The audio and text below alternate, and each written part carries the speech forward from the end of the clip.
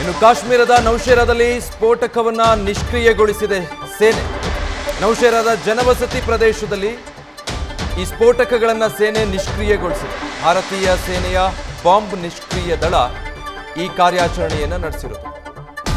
ಪಾಕಿಸ್ತಾನದಿಂದ ಬಂದು ಬಿದ್ದಿದ್ದಂತಹ ಬಾಂಬ್ಗಳು, ಆದರೆ ಆ ಶೆಲ್ಗಳು ಸ್ಫೋಟಗೊಂಡಿರಲಿಲ್ಲ, ಜೀವಂತವಾಗಿತ್ತು. ಅದೆಲ್ಲವನ್ನು ಕೂಡ ಕಾಶ್ಮೀರದ ನೌಶೇರಾದಲ್ಲಿ ಆ ಸ್ಫೋಟಕಗಳನ್ನು ಸೇನೆ ಈ ರೀತಿಯಾಗಿ ಸೇನೆಯ ಬಾಂಬ್ ನಿಷ್ಕ್ರಿಯ ದಳ ನಿಷ್ಕ್ರಿಯಗೊಳಿಸಿರೋದು. ಯಾಕಂದರೆ ಅದನ್ನು ಹಾಗೆ ಬಿಡೋದಕ್ಕೆ ಸಾಧ್ಯ ಆಗಲ್ಲ. ಯಾವ ಕ್ಷಣದಲ್ಲಿ ಬೇಕಾದರೂ ಅದು ಸ್ಫೋಟ ಆಗಬಹುದು, ಅದರಿಂದ ಆತಂಕ ಇರುತ್ತೆ. ಹೀಗಾಗಿ ಅದನ್ನು ನಿಷ್ಕ್ರಿಯಗೊಳಿಸುವಂಥ ಕಾರ್ಯಾಚರಣೆ ಮಾಡಲಾಗಿದೆ.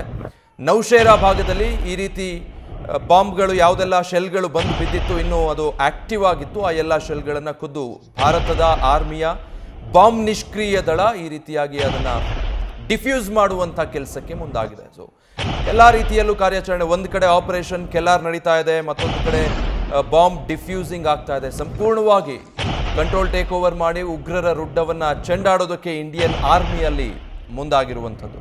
ಈಗ ನೀವು ನೋಡ್ತಾ ಇರುವಂತಹ ದೃಶ್ಯಗಳು ಇದು ಕಾಶ್ಮೀರದ ನೌಶೇರಾ ಭಾಗದಲ್ಲಿ ಆಕ್ಟಿವ್ ಆಗಿದ್ದಂತಹ ಶೆಲ್ಗಳನ್ನು, ಬಾಂಬ್ಗಳನ್ನು ಇಂಡಿಯನ್ ಆರ್ಮಿಯ ಬಾಂಬ್ ಸ್ಕ್ವಾಡ್ ನಿಷ್ಕ್ರಿಯಗೊಳಿಸ್ತಾ ಇರುವಂತಹ ದೃಶ್ಯಗಳಿದು.